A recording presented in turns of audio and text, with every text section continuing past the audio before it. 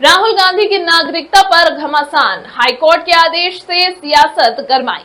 भारतीय राजनीति में एक बार फिर नागरिकता का मुद्दा सुर्खियों में आ गया है। कांग्रेस नेता राहुल गांधी की कथित दोहरी नागरिकता को लेकर मामला अब कानूनी मोड़ लेता दिख रहा है। इलाहाबाद हाईकोर्ट की लखनऊ बेंच ने इस मुद्दे पर एक अहम आदेश दिया तो उसके बाद राजनीतिक हलचल तेज हो गई।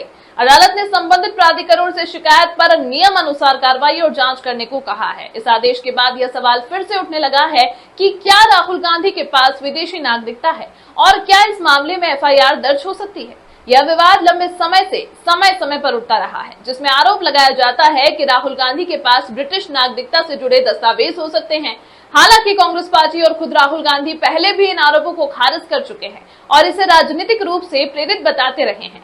कानूनी जानकारों के मुताबिक अदालत का आदेश सीधे तौर पर एफआईआर दर्ज करने का निर्देश नहीं है, बल्कि शिकायत की वैधानिक प्रक्रिया के तहत जांच सुनिश्चित करने पर जोर देता है। यानी अब संबंधित एजेंसियां तथ्यों की जांच करेंगी, जिसके आधार पर आगे की कार्रवाई तय होगी।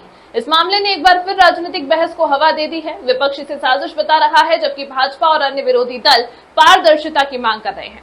अब सबसे बड़ा सवाल यही है, क्या जांच में कोई ठोस सबूत सामने आएंगे और क्या यह मामला कानूनी कार्रवाई तक पहुंचेगा या फिर सियासी आरोप प्रत्यारोप तक ही सीमित रहेगा। फिलहाल देश की नजर इस पूरे घटनाक्रम पर टिकी हुई है और आने वाले दिनों में इस मुद्दे पर और बड़े खुलासे हो सकते हैं।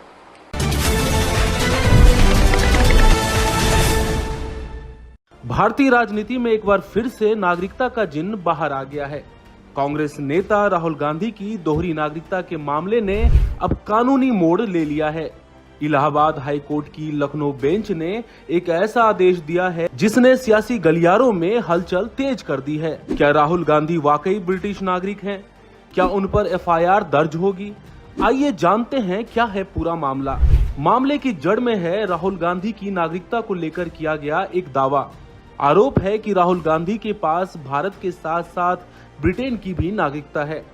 भारत के संविधान के मुताबिक कोई भी व्यक्ति एक साथ दो देशों का नागरिक नहीं रह सकता और अगर ऐसा है तो वो चुनाव लड़ने के लिए अयोग्य हो जाता है। इसी आधार पर कर्नाटक के एक बीजेपी कार्यकर्ता एस विघ्नेश ने हाईकोर्ट में याचिका दायर की थी। इलाहाबाद हाईकोर्ट की लखनऊ बेंच ने इस मामले को बेहद गंभीरता से लिया है।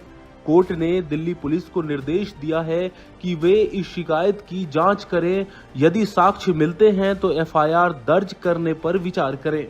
कोर्ट ने कहा है कि नागरिकता से जुड़े इन दस्तावेजों की सच्चाई सामने आनी चाहिए। अदालत ने केंद्र सरकार और संबंधित अधिकारियों से भी इस मामले में की गई अब तक की कार्रवाई का ब्यौरा मांगा है।